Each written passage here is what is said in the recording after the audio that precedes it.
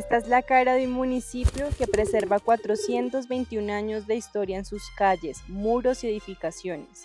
Ubicado en la provincia de Sabana Centro, a 37 kilómetros de la capital de Colombia, encontramos Atenjo, uno de los únicos municipios que cuenta con dos iglesias, una al lado de la otra, y el cual fue fundado por el oidor Diego Gómez de Mena el 8 de abril de 1603.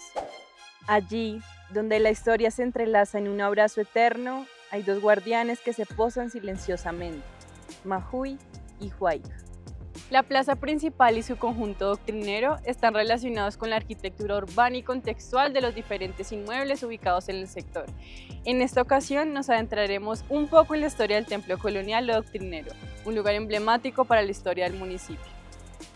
Antes de avanzar con este análisis, es preciso recalcar que la construcción de lo que hoy conocemos como el templo no es únicamente un icono estético, artístico y arquitectónico, sino que su construcción obedeció a las particularidades históricas del momento, principalmente a los intereses políticos y religiosos españoles, resueltos a través de los recursos y posibilidades locales.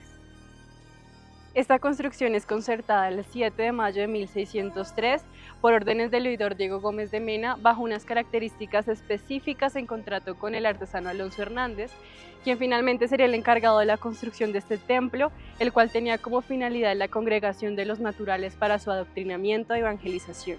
Esta construcción es culminada en 1637 y hoy día hace parte de nuestro patrimonio arquitectónico y cultural. Con una fachada de 16 metros de ancho y 51 metros de fondo aproximadamente, este templo de estilo colonial está construido en su cuerpo y capilla mayor de tapia rafada, con verdugados de 3 hiladas de ladrillo y piedra, y toda su fachada, hasta el campanario, de mampostería, ladrillo, piedra y cal.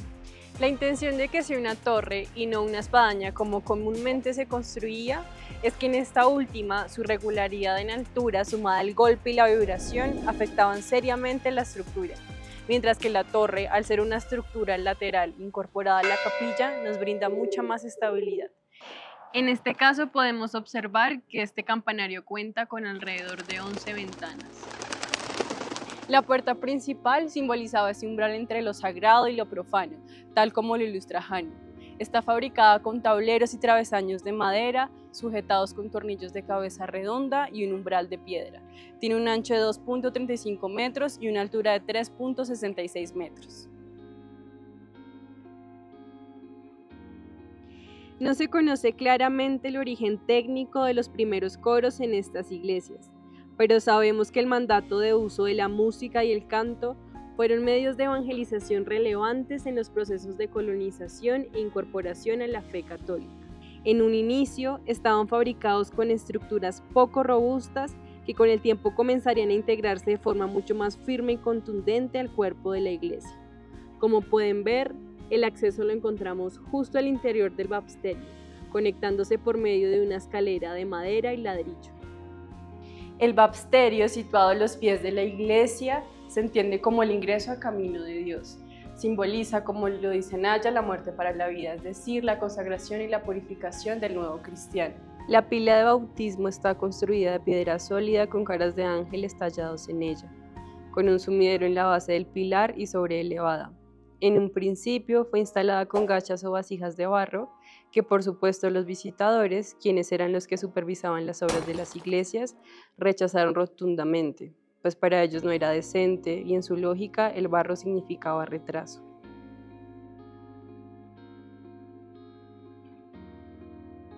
La nave, desde la simbología del templo cristiano, representa el cuerpo de Cristo y la cruz.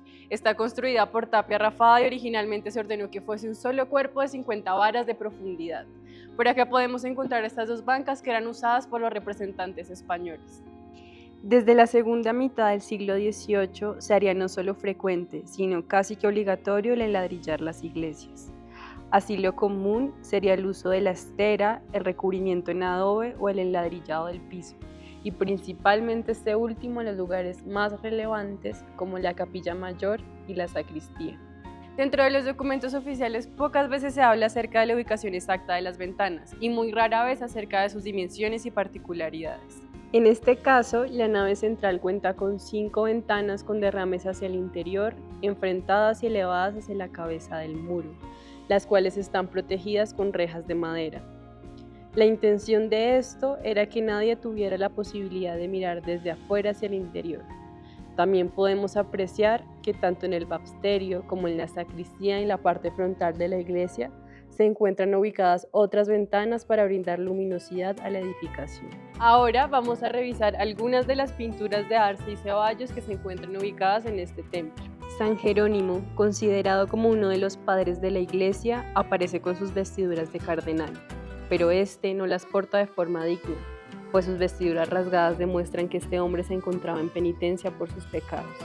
María Magdalena es una imagen común para representar el ideal de la mujer conversa, la mujer nueva que se libera de sus pecados.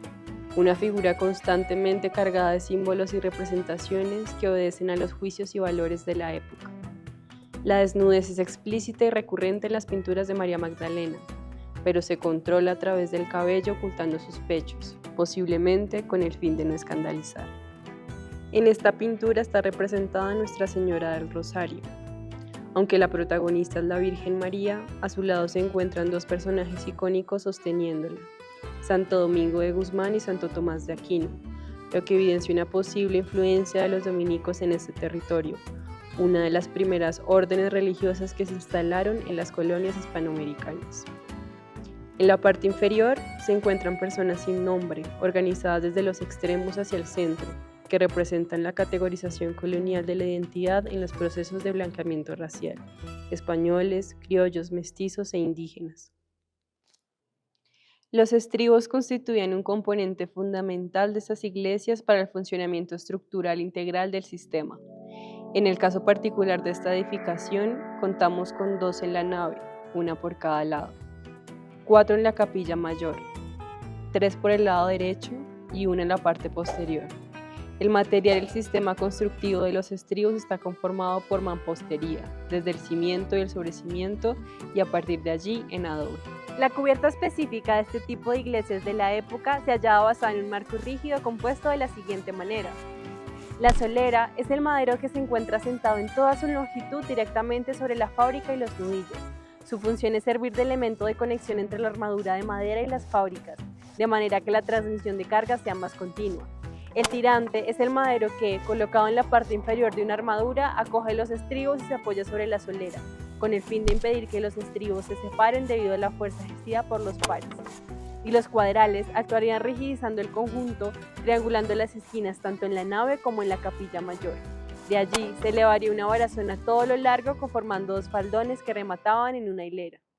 El arco toral es el que establece el límite entre el lugar santo y el lugar santísimo. Desde el punto de vista técnico puede tener además otra función y es de orden estructural, pues si bien puede no ser necesario, en caso de serlo, es el que recibe y distribuye toda la carga de la cubierta hacia los muros laterales y las pilastras del arco. El altar se incorporaría como máxima representación de Cristo. Está sobreelevado y exento del testero. El número de escalones sería muy variable y en las iglesias del altiplano oscilarían desde 3 hasta 5 indistintamente, pero luego se trataría de unificar en 3 gradas en la gran mayoría de contratos. Sin embargo, en la restauración realizada en 1996 esto se modificó y quedaron únicamente 2 gradas. También podemos encontrar estas 2 imágenes en madera que están aquí desde la época de la construcción, la Virgen Inmaculada y San Martín de Porres.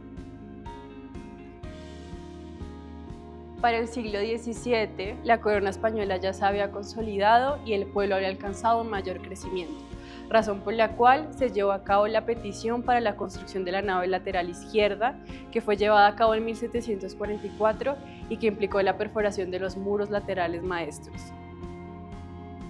Para el año 2000 se realiza otra restauración junto con la creación de la festividad de la Virgen del Maíz por Julia Arciniegas y Fernando Tur.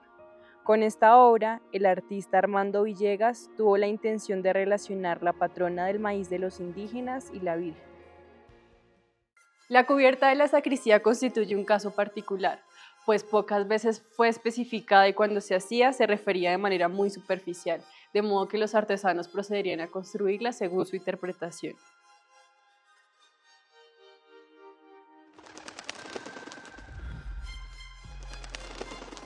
Los salares o cornisas estarían presentes en múltiples edificaciones como un medio para expeler el agua, no solo del muro, sino también de la cimentación. Se conoce que los muiscas deben aprender de estos oficios claramente sin recibir retribución alguna, en la misma relación de dominación y explotación. Con el pasar del tiempo y la abolición de los servicios personales, estas técnicas se fueron perfeccionando, lo que les permitió ser ellos mismos quienes realizaran las obras sin la necesidad de algún maestro alarife o incluso llegar a ser ellos mismos los contratistas. A un costado de la nave podemos encontrar este monumento del primer cardenal colombiano, Crisanto Luque Sánchez, quien fue bautizado en el baptisterio de este templo. Como pudieron notar dentro de los anteriores relatos, los indígenas no son propiamente mencionados como artesanos dentro de esta construcción. Sin embargo, reconocemos el papel importante y trascendental, aunque silenciado, que ocupaban.